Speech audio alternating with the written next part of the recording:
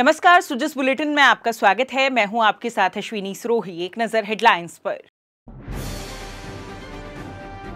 नए आपराधिक कानूनों के संबंध में मुख्यमंत्री ने ली उच्च स्तरीय बैठक।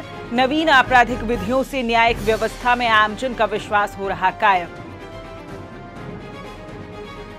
प्रदेश के 100 किसान करेंगे नीदरलैंड, ऑस्ट्रेलिया, न्यूजीलैंड और ब्राजील का भ्रमण। उन्नत कृषि तकनीकों के अध्ययन से किसानों की क्षमताओं का होगा संवर्धन।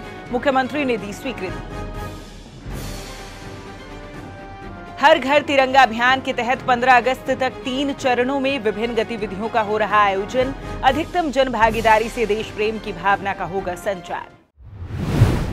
मुख्यमंत्री श्री भजनलाल शर्मा ने कहा कि देश में लागू 3 नवीन कानूनों में सजा की तुलना में न्याय पर अधिक जोर दिया गया है। भारतीय न्याय संहिता, भारतीय नागरिक सुरक्षा संहिता और भारतीय साक्ष्य अधिनियम से न्यायिक व्यवस्था के प्रति आमजन का सकारात्मक विश्वास कायम हो रहा है। राज्य सरकार की मंशा है कि नवीन आपराधिक विधियों के क्रियान्वयन में राजस्थान देश भर में रोल मॉडल बने। श्री शर्मा इन नवीन आपराधिक कानूनों के क्रियान्वयन को लेकर गुरुवार को मुख्यमंत्री निवास पर आयोजित उच्च स्तरीय बैठक की अध्यक्षता कर रहे थे। उन्होंने कहा कि राज्य सरकार कानून व्यवस्था को सुदृढ़ करने और नए कानूनों को लागू करने में सभी संसाधनों की पूर्ति सुनिश्चित कर रही है। मुख्यमंत्री ने कहा कि नवीन आपराधिक कानूनों में वीसी के माध्यम से गवाह के साक्ष्य लेने के प्रावधान किए गए हैं। इसकी अनुपालना में कोर्ट रूम, कारागार, अस्पताल, एफएसएल और सरकारी कार्यालयों में प्राथमिकता के साथ वीसी रूम स्थापित किए जाएं। साथ ही इन वीसी रूम्स में पर्याप्त सुविधाओं का विकास किया जाए, जिससे कि गवाह को सुरक्षा का भाव मिले।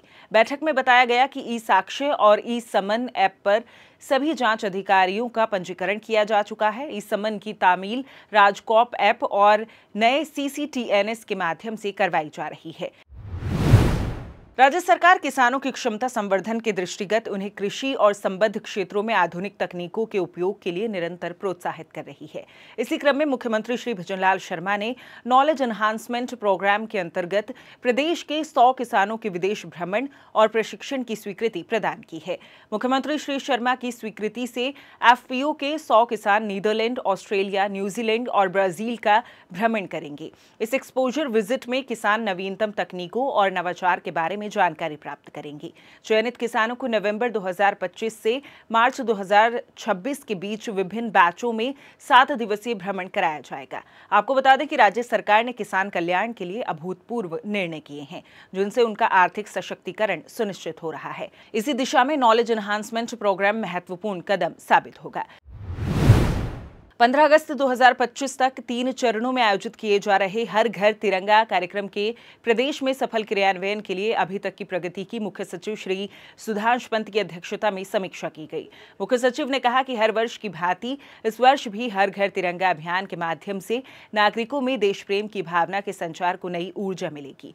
मुख्य सचिव ने निर्देश दिए कि अभियान के अंतर्गत होने वाले कार्यक्रमों जैसे तिरंगा मेला, तिरंगा कॉन्सर्ट आदि में स्थानीय उत्पादों और कलाकारों को मौका दिया जाए और प्रदेश के स्वयं सहायता समूहों द्वारा निर्मित इको फ्रेंडली उत्पादों का उपयोग कर वोकल फॉर लोकल की मुहिम को आगे बढ़ाया जाए। मुख्य सचिव ने वीसी के माध्यम से जुड़े प्रदेश के सभी जिला कलेक्टर्स को निर्देश दिए कि वे अपने जिलों में की जा रही गतिविधियों को नियमित रूप से मॉनिटर कर पोर्टल पर अपलोड करवाना सुनिश्चित करें।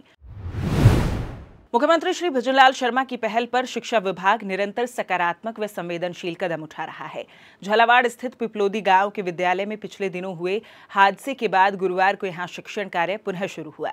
विद्यालय में विद्यार्थियों का स्वागत तिलक लगाकर व माला पहनाकर किया गया। विद्यालय की ओर से किए गए स्वागत अभिनंदन से बच्चे प्रसन्न नजर आए। कई दिनों बाद विद्यालय में आकर उन्हें खुशी की अनुभूति हुई। बच्चों के साथ अभिभावक भी विद्यालय पहुंचे और व्यवस्थाओं के बारे में जानकारी प्राप्त की। परिजन बच्चों को आत्मविश्वास के साथ स्कूल लाए और राज्य सरकार का आभार जताया कि इतने कम समय में न केवल शिक्षा की निरंतरता बहाल की, बल्कि बच्चों की मानसिक स्थिति का भी ध्यान रखा। गुरुवार को विद्यालय में 55 विद्यार्थी उपस्थित रहे। विद्यालय में पढ़ाई फिर से शुरू होने से बच्चों का उत्साह देखते ही बना। बच्चों को इस मौके पर बैग, किताबें, ड्रेस आदि वितरित किए गए। बच्चों ने मिड डे मील में गुणवत्तापूर्ण भोजन किया। विद्यालय में अब कक्षाएं नियमित रूप से संचालित होंगी। विद्यालय के नए भवन का निर्माण होने तक वैकल्पिक प्रबंध के तहत एक भवन में विद्यालय संचालित करने की व्यवस्था की गई है। सुजस बुलेटिन में फिलहाल के लिए इतना ही। फिर होगी आपसे मुलाकात, तब तक के लिए नमस्कार।